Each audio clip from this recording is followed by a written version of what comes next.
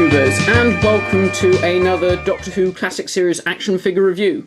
Today I'm going to be reviewing the last of the latest Classic Series exclusive releases from Forbidden Planet and Underground Toys, which is the 4th Doctor and TARDIS set based on the Planet of Evil, apparently.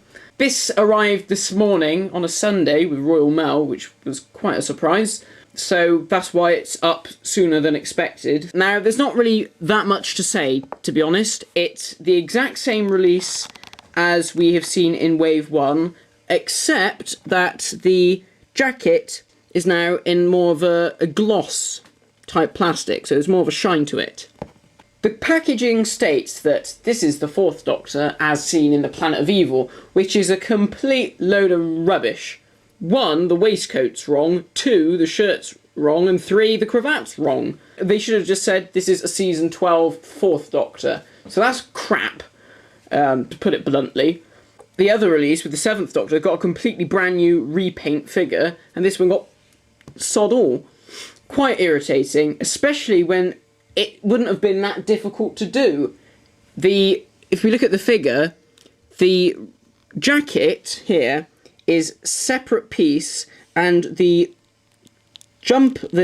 cardigan and cravat and shirt, that's a separate piece of rubber on a plastic torso.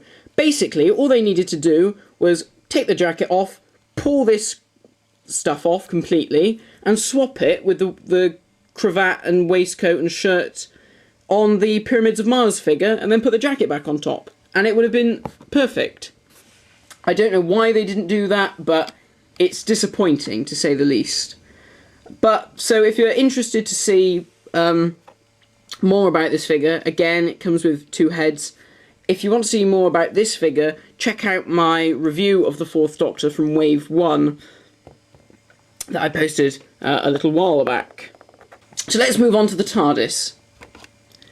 So, this is based on the original prop, as used by William Hartnell and Pat Troughton, Pertwee and Tom Baker.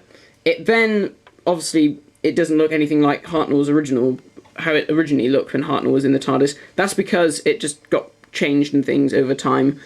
In terms of the sounds and the lighting of this version,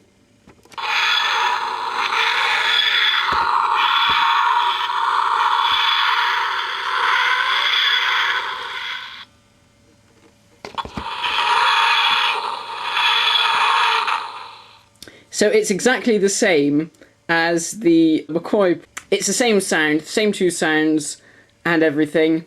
The actual mould of this TARDIS is exactly the same as this one. Well, basically, the body is exactly the same. The main body of the sculpt and the base, it's all the same sculpt. So the difference is obviously the roofs. This has the 2 stacks sloped roof. This is just the one. Like I said, obviously the colour's a lot darker.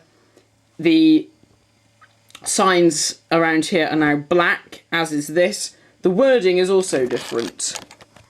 So here we have please telephone free for use of public. Advice and assistance attainable immediately. Officers and cars respond to urgent calls. Port to open. That's how it is on the actual prop, even with the port to open in italics, compared to that, which is obviously quite different and uses the respond to all calls. This one now no longer has the handle on the side. Technically, it shouldn't have the blue frame around it, but I can sort of live with that, really. Although we can still see that there is a hinge at the base there of that little cubby, the thing itself doesn't actually open. I'm not sure if it's glued shut or whatever. The mechanism for this is the same as on the McCoy, but because this no longer has the phone in it, because it was never used, it's free to go all the way in.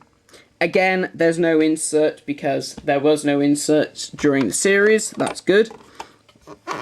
And it's a press of the button to get it to shut. I think actually it's really good. I still prefer this model because I prefer the taller roof and things. But I remember when I first saw this one, I wasn't too sure, especially when I saw people's pictures of it. I thought it just looked too squat. It still kind of does, but now that I've got it in the flesh, it doesn't look too bad.